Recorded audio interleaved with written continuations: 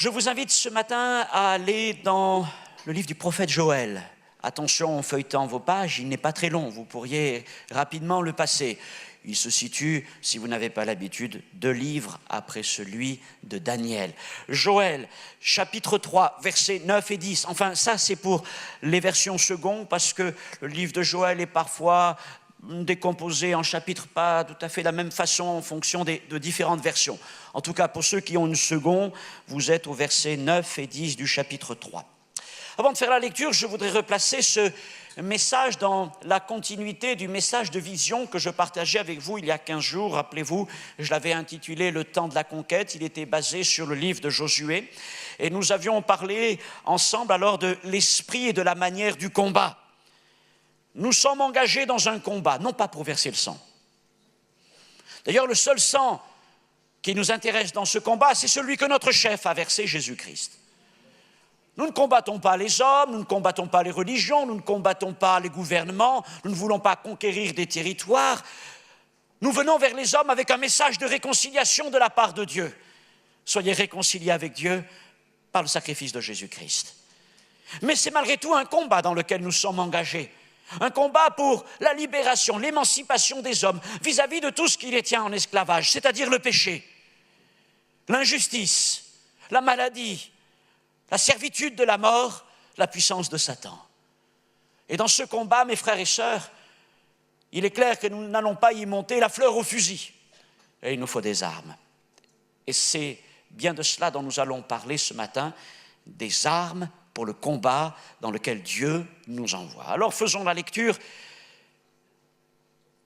Le verset 9, pour faciliter les choses, commence par ce verset, par ce verbe « publier ». Donc si vous êtes au chapitre 4, excusez-moi, je ne sais plus quel verset c'est dans notre décomposition, mais ça commence par « publier ces choses parmi les nations ». Je lis donc. « Publiez ces choses parmi les nations, préparez la guerre, réveillez les héros, qu'ils s'approchent, qu'ils montent, tous les hommes de guerre, de vos hoyaux, forgez des épées, et de vos serpes, des lances, et que le faible dise, je suis fort, Amen. » Voilà la problématique de ce message, ce matin, c'est de parler de la puissance du Saint-Esprit. Mes frères et sœurs, nous sommes une église de Pentecôte, mais ce qui m'intéresse, ce n'est pas tellement le label que nous avons, mais c'est notre foi dans la promesse du Saint-Esprit et notre désir de vivre cette promesse, de vivre la vie de l'Esprit. Beaucoup au milieu de nous sont baptisés du Saint-Esprit. Beaucoup expérimentent les dons spirituels dans l'Église, les exercent, ou même dans leur vie de tous les jours. Dieu les conduit, les inspire, leur accorde à l'un une parole de connaissance, à l'autre une parole de sagesse, à l'autre peut-être même des visions, des songes. Beaucoup d'entre nous sont des hommes, des femmes engagés dans le service de Dieu, dans la prière, dans le témoignage. Pourtant, il y a une question qui revient fréquemment. Pourquoi avons-nous l'impression de souffrir d'un manque de puissance? Au point même que, des fois, des frères et sœurs évangéliques, non pentecôtistes, nous disent, mais au fond, quelle différence y a-t-il entre vous, pentecôtistes, qui vous dites être revêtus de la puissance de Dieu, et nous? Quelle différence y a-t-il? Et parfois, nous sommes embarrassés. Alors, que nous sommes donc baptisés du Saint-Esprit, pourquoi exerçons-nous peu suffisamment la puissance de Dieu? C'est la problématique de ce message aujourd'hui. Et la réponse que je vais développer avec vous ce matin est de vous montrer que nous avons tout ce qu'il nous faut pour exercer cette puissance. C'est ce que Pierre écrit dans sa 2e épître, chapitre 1er, verset 4. « Par sa divine puissance, nous avons tout ce qui contribue à la vie et à la piété. » Mais ce que je vais vous montrer, c'est que trop souvent, nous n'avons pas orienté notre relation avec le Saint-Esprit, le potentiel de puissance que le Saint-Esprit nous accorde vers le combat, mais vers le confort. Non pas vers le combat, mais vers le confort. Alors, déjà, je vous apporte une bonne nouvelle. Heureusement, rien n'est perdu. Nous pouvons corriger le tir. Avant d'aller plus loin dans ce message, je veux vous dire aussi que j'ai été très encouragé cette semaine par des mails qui m'ont été transmis C'était jeudi après-midi, j'avais fini de méditer, de préparer ce message, et je reçois ces mails, et il nous arrive de la part de Teresa Conlon. Vous vous rappelez peut-être de Teresa, l'épouse du pasteur Carter de l'église de Times Square à New York. Elle est en ce moment en France, à Montluçon, pour une conférence de dames. Et alors qu'ils annonçaient ce déplacement, qu'elle annonçait, son mari, je ne sais pas, à l'église de Times Square, des gens sont venus la voir, des hommes et des femmes de Dieu, connus apparemment pour leur vie de prière, leur vie de l'esprit. Et ils sont venus les voir, et ils leur ont dit, nous avons vraiment reçu de la part du Seigneur un fardeau pour la France. Et nous croyons que Dieu prépare une visitation par son esprit pour ce pays. Et ils nous ont dit, voilà le message que Dieu nous a donné, forgez vos épées. Forgez vos épées. Quel encouragement pour moi, alors que je venais de travailler justement sur ce verset. Alors on va voyager un peu dans la Bible. Je vais vous inviter à tourner les pages. On ne va pas forcément lire les versets qui sont là devant nos yeux, mais simplement peut-être une aide pour certains qui connaissent un peu moins ces passages. Nous allons aller dans Matthieu 25. Tout d'abord dans Matthieu 25, il est question de deux paraboles, la parabole des vierges et ensuite la parabole des talents à partir du verset 14. Alors, que savons-nous au sujet de cette parabole ? Cette parabole nous dit que Dieu a fait de nous les gestionnaires, les administrateurs de son royaume. Nous ne sommes pas simplement des sujets passifs, nous sommes des serviteurs actifs. Et nous avons un rôle important à jouer dans l'extension, l'expansion du royaume de Dieu, du royaume de Jésus-Christ sur terre. Et pour cela, Dieu ne nous donne pas simplement une mission, nous laissant nous débrouiller, mais il nous accorde des dons. L'apôtre Pierre dit dans 1 Pierre 4,10 que le Seigneur nous fait la grâce de dons. Il nous accorde des dons, des charismes que nous allons mettre au service les uns des autres. Ce sont des dons excellents, des dons puissants qui ne se suffisent pas en eux-mêmes. Il ne suffit pas de dire « j'ai des dons », mais ce sont des dons que Dieu nous appelle à faire valoir, à gérer, à développer. Et c'est là tout l'enseignement de cette parabole des talents que vous connaissez pour la plupart, dans laquelle Jésus met l'accent sur le fait de faire valoir les talents pour son royaume. Le maître s'en va en voyage, il confie des talents à ses serviteurs, 1, 2, 5, suivant les capacités des uns ou des autres. Et il attend d'eux qu'ils fassent travailler ce qu'il leur a confié. Et dans cette parabole, ils seront ensuite récompensés selon le fruit de leur gestion. Mais vous savez qu'il en est un qui va être sévèrement repris. Le maître va l'appeler serviteur méchant et paresseux, parce qu'au lieu de faire travailler, de faire valoir ce que le maître lui avait confié, Jésus nous dit qu'il l'avait enfoui, caché. Mais au juste, qu'est-ce qu'un talent ? À cause de cette parabole et de la tradition chrétienne, ce mot est devenu synonyme de capacité à faire quelque chose. J'ai un talent, je sais faire quelque chose. Mais au temps de Jésus, ce n'était pas du tout ça. Au temps de Jésus, un talent était une mesure de poids, de masse. Aujourd'hui, le kilo, le quintal, etc. À l'époque, on parlait d'un talent pour évoquer une masse, et particulièrement une masse de métal. Une masse de métal de 50 kilos. Vous imaginez un bloc de métal de 50 kilos. Voilà ce que le maître avait donné à l'un de ses serviteurs, et même il y en a un qui a eu 5 fois 50 kilos de métal. Première idée qui me vient, c'est que si Jésus fait référence à une masse aussi importante, c'est pour souligner la puissance du don que Dieu nous accorde. Quand Dieu nous fait des dons, ce ne sont pas des petits dons, d'une petite masse, d'une petite force, mais ce sont des dons imposants. 50 kilos de métal, 250 kilos de métal. La deuxième chose, nous allons le voir tout à l'heure, ce métal pouvait être précieux, en or ou en argent, ou il pouvait être utile, en cuivre ou en fer. Mais ce métal était aussi brut. Par exemple, c'était une masse de minerai de fer. Et donc, après, il fallait l'utiliser, parce que, il fallait le transformer en quelque sorte. Alors, si le talent était d'or ou d'argent, imaginez 50 kilos d'or. Il possédait donc une grande valeur en lui-même, ce qu'on appelle une valeur d'échange. Vous retrouvez avec un bloc d'or de 50 kilos une pépite immense. Vous la trouvez au fond d'une rivière, même si elle est toute difforme, qu'elle est brute comme cela, vous savez que vous n'avez même pas besoin de la transformer. Rien qu'en elle-même, elle vaut une fortune.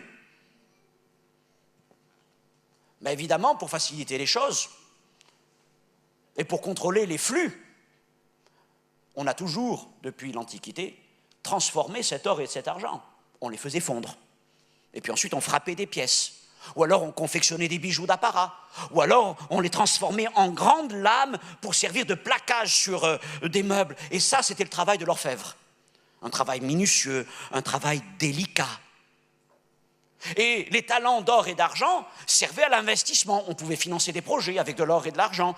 On pouvait aussi épargner, ce qu'on appelle la thésaurisation, ou alors ça servait aux échanges commerciaux. L'un apportait le fruit de son travail, l'artisanat, et l'autre le payait avec des pièces en or ou en argent. Bon, ce sont des choses que nous connaissons bien.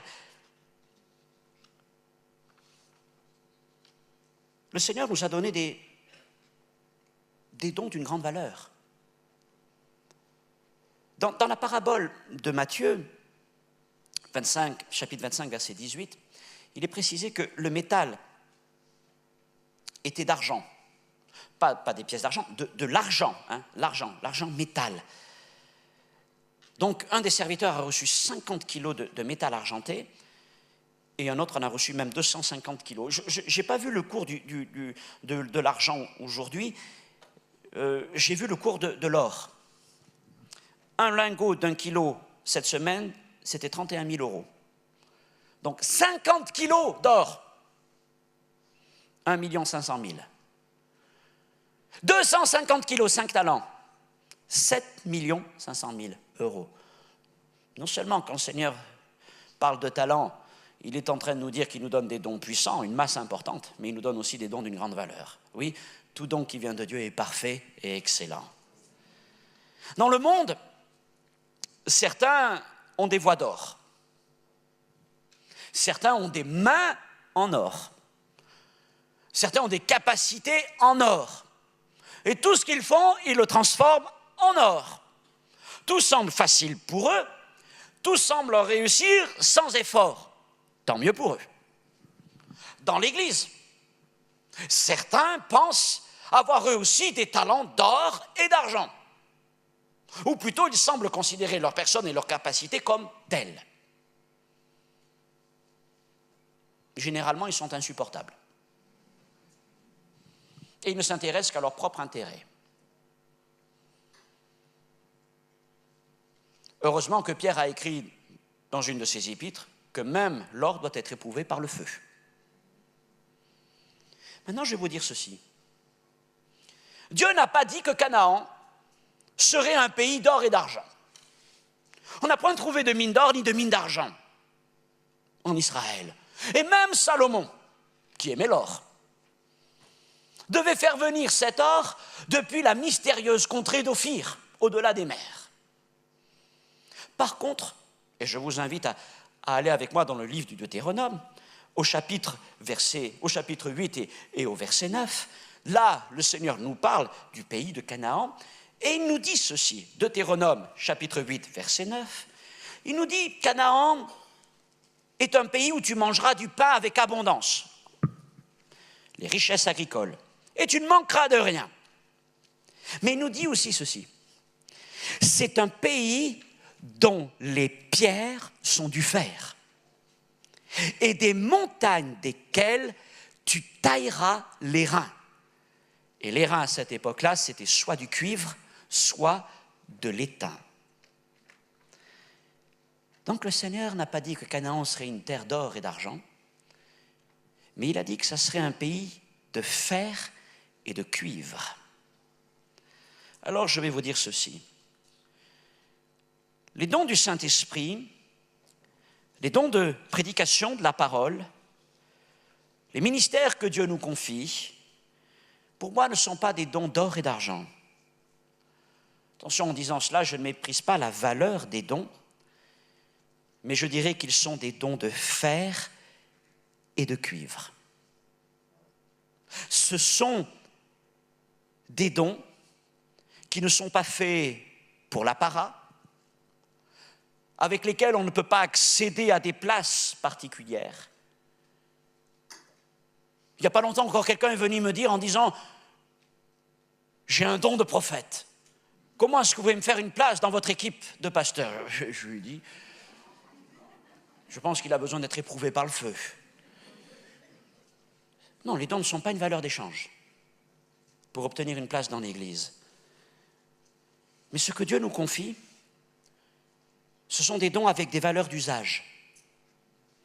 Ce sont des talents bruts de minerai de fer ou de cuivre. Ce sont des dons qui devront être transformés en vue d'un usage. Vous imaginez, Dieu nous donne 50 kilos de fer. Merci Seigneur. Vous baladez, j'ai 50 kilos de fer. Alors oui, 50 kilos de fer, c'est vrai que ce n'est pas tout à fait comme l'or, ça vaut pas énormément. De cuivre, c'est déjà mieux, parce qu'aujourd'hui, vous savez que le cuivre est recherché. Hein? Les gens de la SNCF ou de la RATP sont parfois bien ennuyés, et vous aussi, nous aussi. Mais le cuivre, le fer, c'est quand même pas comme l'or et l'argent. Mais ce qui est certain, c'est qu'ils ont une grande valeur, non pas en ce qu'ils sont, mais en ce qu'ils permettent de faire. Essayez de faire des outils en or. L'or est un métal tendre. Par contre, des outils en fer, oui. Pour l'artisanat, pour la construction, pour l'agriculture. On peut même en faire des machines. Oh, maintenant, elles seront en acier. Enfin, et qu'est-ce qu'on peut faire aussi? On peut en faire des armes. Et ça, ce n'est pas le travail de l'orfèvre, mais c'est le travail du forgeron.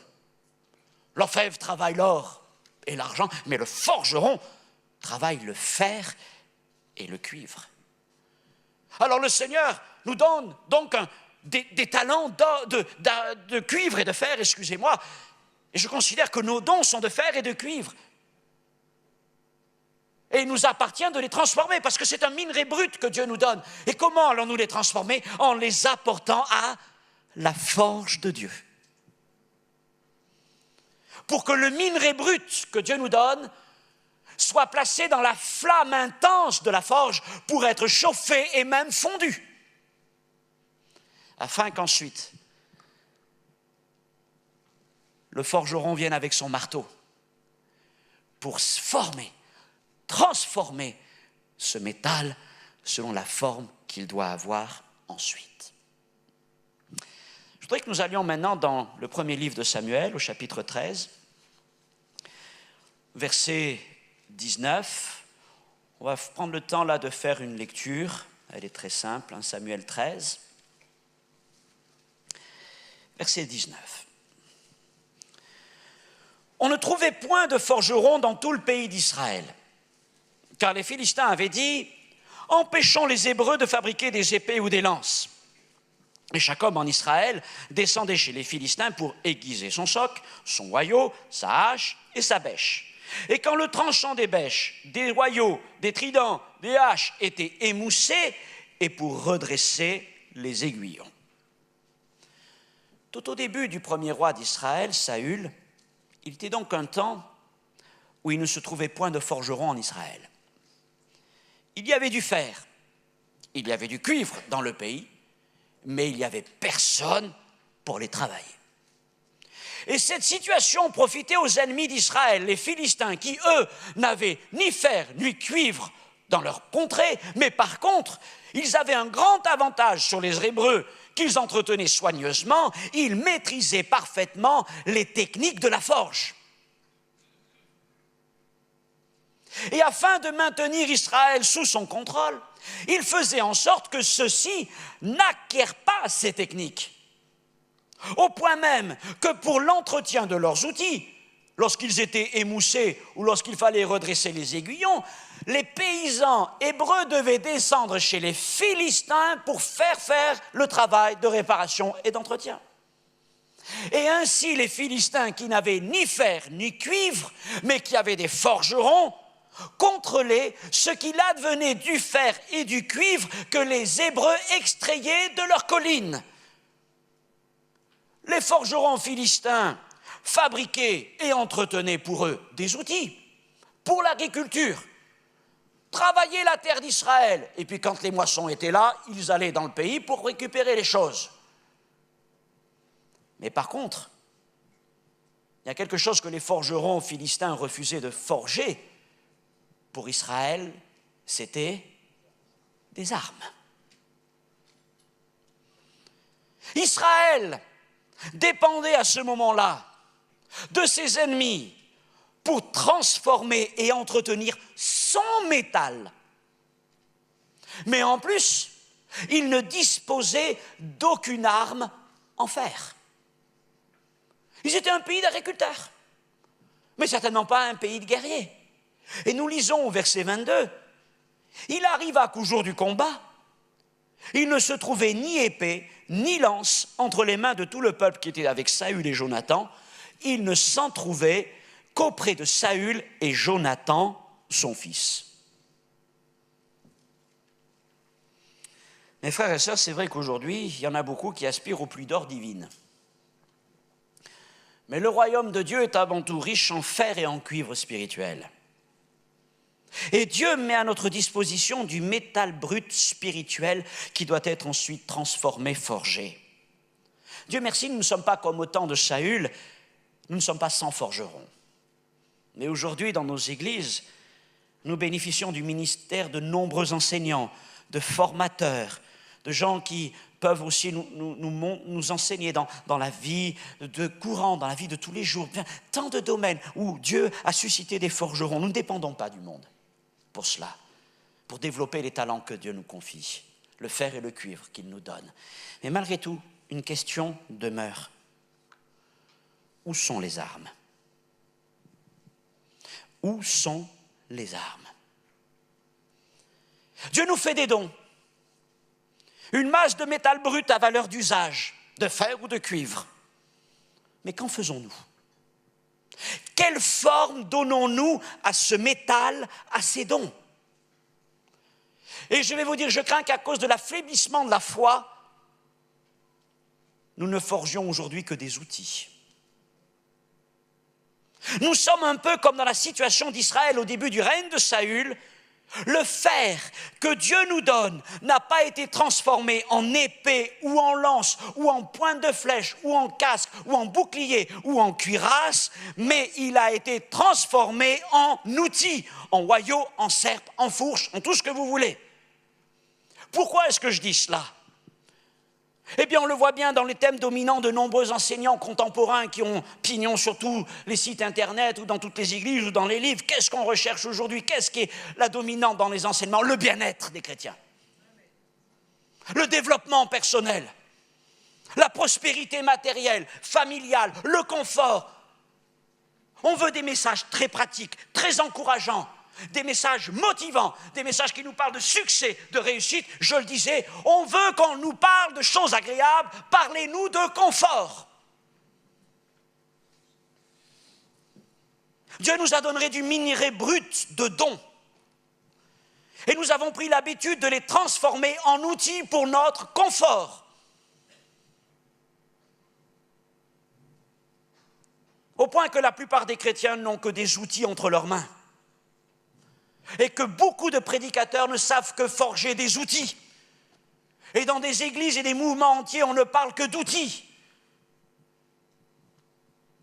Qu'est-ce que je fais comme différence entre des outils et des armes ? Les outils, voilà, c'est le développement, c'est la prospérité, c'est tout ce qui va nous rapporter quelque chose. Et donc, on considère que les dons de Dieu sont là pour nous rapporter quelque chose. Que ce soit les ministères de prédication, que ce soit même les dons spirituels, que ce soit la foi. Je sais, mais il faut que ça me rapporte quelque chose. C'est tout pour des outils.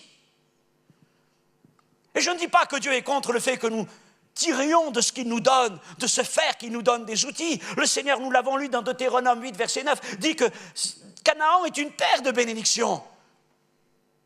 Et Dieu veut bénir nos vies, il veut bénir nos familles. Il est prêt à nous donner toute la réussite, le succès que nous voulons.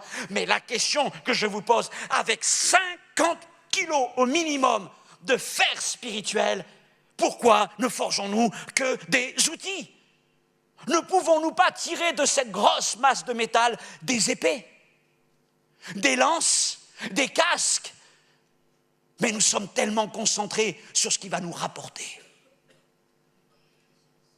que nous n'avons même plus le désir ou l'idée même de penser qu'on peut faire avec ces choses des armes. Et la situation de l'Église aujourd'hui, c'est que bien que nous ayons du fer et du cuivre spirituel, parce que Dieu continue de donner son esprit, Dieu continue de donner des dons extraordinaires, des dons de prophétie, des dons de guérison, des dons de foi. Dieu appelle encore au ministère de nombreux frères et sœurs selon la part qu'il leur donne. Nous avons des forgerons pour nous enseigner, pour nous former. Mais malgré tout, nous sommes un peuple sans armes. Si ce n'est celles qui sont entre les mains de quelques-uns, quelques prédicateurs, quelques évangélistes, quelques frères ou sœurs zélés pour la prophétie, le témoignage ou la prière, comme au temps de Saül et Jonathan.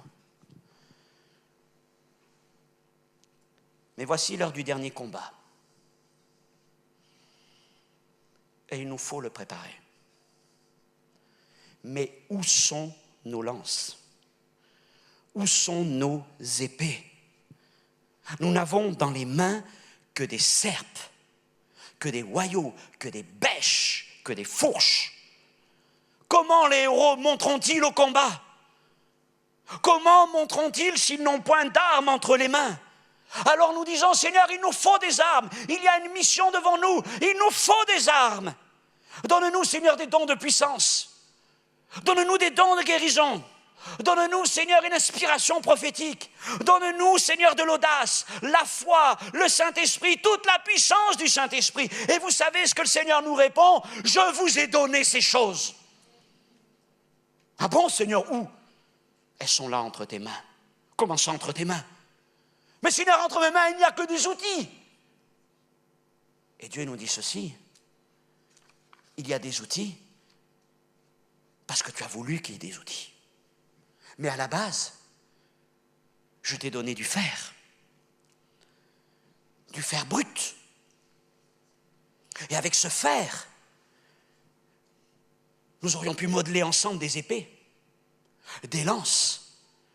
Avec ce fer, avec toute la puissance du Saint-Esprit, au lieu de te sentir faible, tu pourrais dire maintenant, je suis fort.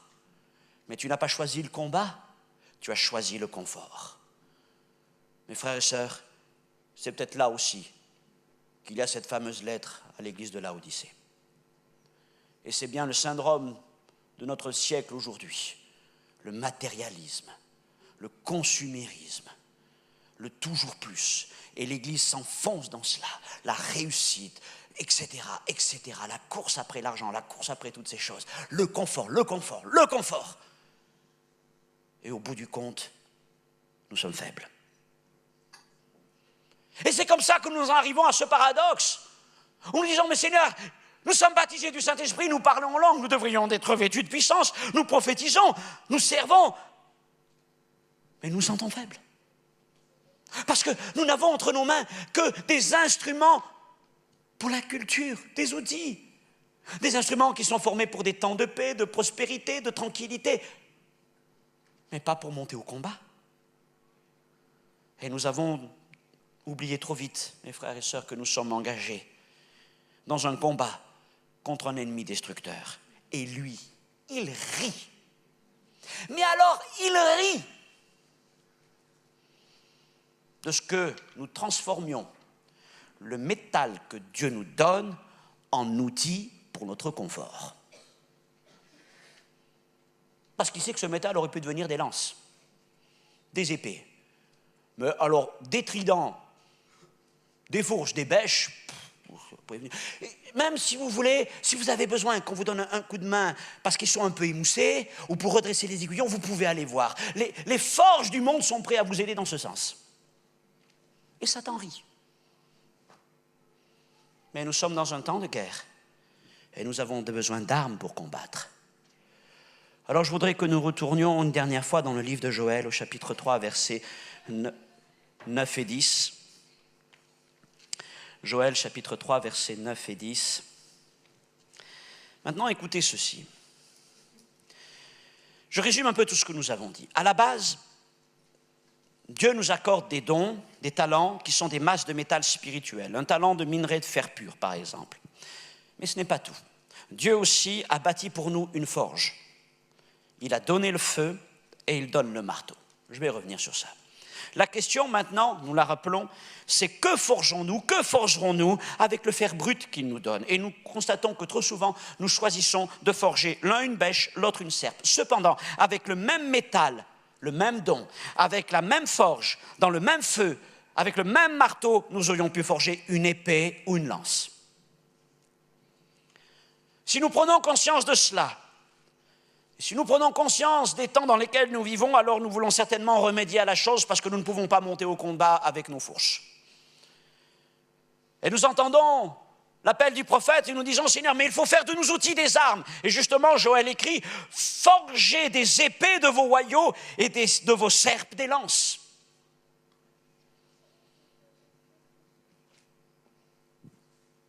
Seigneur, je réalise que le fer que tu m'as donné, je l'ai utilisé pour mon confort. Je l'ai utilisé pour ma propre bénédiction. Mais je réalise, Seigneur, que ce fer, là, pourrait devenir une épée. Il aurait pu être une épée, mais Seigneur, il peut redevenir une épée. Comment allons-nous procéder? Allons-nous prendre des marteaux comme ça pour essayer de taper sur nos dents et on va transformer nos dents? Et demain, je vais devenir un combattant du Seigneur. Si vous faites comme ça va casser. Mais le fer a un grand avantage. C'est qu'il est possible de le retransformer en le mettant dans la forge, en le faisant chauffer, jusqu'à ce qu'il s'embrase, afin qu'ensuite le forgeron puisse prendre son marteau pour le redessiner, pour le retransformer. La forge de Dieu, c'est l'autel de Dieu. La forge de Dieu, c'est la croix de Jésus-Christ. Et si nous voulons qu'il y ait un changement dans nos vies, et si nous ne voulons plus sentir la faiblesse tout en étant baptisés du Saint-Esprit, si nous voulons que nos dons prennent une autre dimension, une dimension prophétique, et non pas simplement pour les besoins de notre vie, il nous faut revenir au point de départ, c'est-à-dire la croix de Jésus. Et reconsidérer notre vie à cet endroit-là. C'est là que le processus de transformation débutera. Seigneur, je me replace devant toi. Et ça ne va pas être facile. Parce que c'est à ce moment-là que nous allons aussi passer dans le feu. Le feu de la forge. Le feu qui fait chauffer le métal, jusqu'à le faire fondre, jusqu'à ce qu'il ne soit plus que du métal brûlant. Mais avant même de parler des dons que Dieu nous a donnés, une réorientation des dons que Dieu nous a donnés, le Seigneur nous appelle d'abord à un changement de mentalité, ce qu'on appelle la repentance. Il faut que Dieu change notre mentalité quant à l'orientation et la fidélité que nous donnons aux dons et à la puissance du Saint-Esprit qu'il nous confie. Le Saint-Esprit, le consolateur, il est celui qui réconforte, qui encourage. Mais il est aussi le Dieu tout-puissant qui confirme la prédication de la parole. Et il nous faut nous rappeler que le Seigneur ne nous a pas donné Saint-Esprit, son Esprit et ses dons, simplement pour plus de bénédictions dans notre vie, mais pour l'action. La promesse du Saint-Esprit est liée à la vision de Jésus-Christ pour le salut des nations. Vous serez mes témoins et vous recevrez une puissance. Si nous voulons voir quelque chose de puissant dans notre vie, si nous voulons cesser de dire « je suis faible », alors pas d'échappatoire, il nous faut revenir sur l'autel et il nous faut plonger dans le feu ardent de la forge de Dieu. Avant même de parler des dons, il faut parler de nous-mêmes. Il nous faut nous placer dans la prière, mais la prière selon Dieu. En demandant au Saint-Esprit de changer nos motivations. Devant le trône de Dieu, l'Apocalypse nous dit qu'il y a 7 lampes ardentes qui sont l'Esprit du Seigneur. Et au jour de la Pentecôte, le Seigneur a pris de ces flammes ardentes et elles sont venues se poser comme des langues de feu sur les disciples. Et nous avons besoin encore que le feu de Dieu vienne sur nous. Lorsque Ésaïe vit la gloire du Seigneur dans le temple, Ésaïe 6, il nous raconte à un moment qu'un ange est venu. Cet ange avait pris avec une pincette une pierre ardente de l'autel de Dieu et il est venu appliquer cette pierre sur les lèvres d'Ésaïe pour qu'il soit purifié.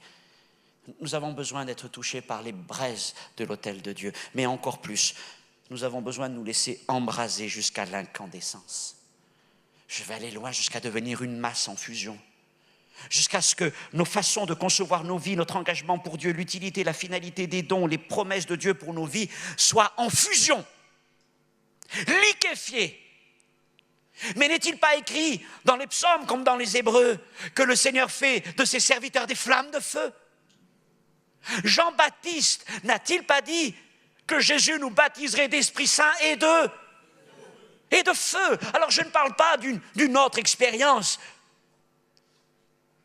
Parce que lorsque nous avons l'Esprit de Dieu. Nous avons été baptisés du Saint-Esprit. Mais je parle de replonger dans cette dimension avec une nouvelle vision. Non, le baptême du Saint-Esprit, ce n'est pas fait simplement pour parler en langue ou pour avoir des frissons. Le baptême du Saint-Esprit, c'est une puissance pour une mission à accomplir. Et j'ai besoin, Saint-Esprit, d'être baptisé de ce baptême de feu. J'ai besoin que tu brûles tout en moi, qu'il y ait une incandescence, une fusion dans ma vie, pour que tout ce qui est comme figé soit liquide, liquéfié, comme du fer en fusion. Et lorsque le Seigneur jugera que nous sommes suffisamment chauffés par sa flamme, parce que nous nous serons tenus devant lui dans la prière, il utilisera alors sa parole comme un marteau, non pas pour briser le roc, comme le dit Jérémie, non pas pour briser le fer, mais pour le façonner à nouveau. Il renouvellera notre cœur. Et ce qui est autrefois des instruments pour notre confort, pour notre encouragement, notre consolation, notre bénédiction, deviendront entre ses mains des armes offensives et défensives. Des casques, des boucliers, des cuirasses, des épées, des lances, des flèches de pointe. Alors nous réaliserons que nous avions toute la puissance du Saint-Esprit. Mais celle-ci était trop orientée vers le confort et non pas vers le combat. Oui, Pierre l'a écrit, par sa divine puissance, nous avons tout ce qui contribue à la vie et à la piété. Le prophète l'a annoncé, il nous faut publier ces choses parmi les nations. Bientôt, l'heure du dernier combat, bientôt le Seigneur paraîtra. Il nous faut nous préparer à la guerre, au combat. Alors il faut réveiller les héros, les hommes de guerre, pour qu'ils montent au combat. Mais que feront-ils, que ferons-nous si nous n'avons que des bêches, des serpes, des socs, des tridents pour affronter nos ennemis? Il est temps que l'Église change de mentalité et que nous cessions de travailler ou de vivre uniquement pour notre confort, notre développement, notre réussite, notre prospérité, et que nous cessions d'utiliser les dons que Dieu nous accorde pour ses objectifs. Le temps est venu d'entendre à nouveau la voix du prophète qui nous dit « De vos hoyaux forgez des épées ». Et de vos serpes des lances. Le temps est venu de remettre nos vies et nos dons entre les mains du divin forgeron et de demander que les flammes brûlantes de l'Esprit de Dieu descendent sur nous à nouveau. Le temps est venu de sentir à nouveau dans l'Église le souffle dévorant de la forge divine et d'entendre à nouveau les coups de marteau sur le métal ardent. Que Dieu frappe et transforme nos vies. Il est temps enfin que nous tenions dans nos mains des épées, des lances, des points de flèche, que nous soyons prêts au combat et que nous puissions dire « Je suis fort » par l'Esprit de Dieu. L'Église n'a jamais été aussi confortable qu'aujourd'hui, mais n'a jamais été aussi faible qu'aujourd'hui. Et pourtant nous avons tout, mais nous l'avons si mal orienté. À nous de revenir à la forge. Mon frère, ma sœur, tu as entendu ce message. Et pour la plupart d'entre vous, vous avez suffisamment de communion avec le Saint-Esprit pour décider quoi en faire. Et il nous appartient à chacun de savoir si nous voulons travailler simplement pour notre vie, notre réussite, ou si nous voulons véritablement rentrer dans la mission que Jésus-Christ nous a donnée. Maintenant, nous savons cette chose. Comme dans la parabole des talents, viendra le jour où nous devons rendre compte pour notre administration. Et le Seigneur regardera, oh, tu as été un bon agriculteur, c'est vrai, hein? Tu as bien moissonné. Ah oui, Seigneur, tu m'as béni. Hein? J'ai semé, j'ai récolté au centuple. Oh, j'ai été béni dans ma vie, béni. Ok. et de tout le métal que je t'ai donné. Ah, tu m'en as donné beaucoup, Seigneur. Ça a été vraiment une grande, grande, grande joie. Et tu n'as pas pensé à en faire des épées, des lances? Non, pensez à mener un peu le combat pour le salut des hommes, pour la mission que je t'avais confiée. Ah bon? Ah bon? Il y avait ça aussi. Ah mais on ne m'a pas parlé de ça. Et je crois que beaucoup réaliseront qu'ils sont passés à côté du projet de Dieu. Et je ne voudrais pas que ce soit notre cas. Mais je vais vous dire, moi j'ai fait ma part, je ne peux rien faire pour vous de plus. C'est notre responsabilité à chacun. Parce que vous avez vu ce que Joël a dit. De vos joyaux forgés des épées. Autrement dit, c'est à moi de prendre la responsabilité. Chacun. Chacun. Je ne peux pas le faire à votre place. Mais c'est à vous, avec le Seigneur, de dire je vais transformer tous les dons que tu m'as donnés et que j'avais conservés pour mon confort en armes de guerre. Gloire à Dieu. Que le Seigneur puisse en conduire plusieurs vers la forge de Dieu. Et si j'ai une prière pour cette Église, c'est que si nous voulons aller vers le combat et la conquête, il faut d'abord que nous soyons une forge. Que le Seigneur se plaise à attiser la flamme du Saint-Esprit et qu'il se plaise à nous chauffer jusqu'à ce que nous fondions et qu'il puisse ensuite nous marteler par sa parole. Parce que je vais vous dire, des talents, il y en a, il y en a, il y en a. Il y en a plus que ce que nous pouvons imaginer, mais ils ne sont pas suffisamment orientés comme Dieu le voudrait. Seigneur, notre Dieu, notre Père, voici les choses que tu as placées sur mon cœur et par ta grâce.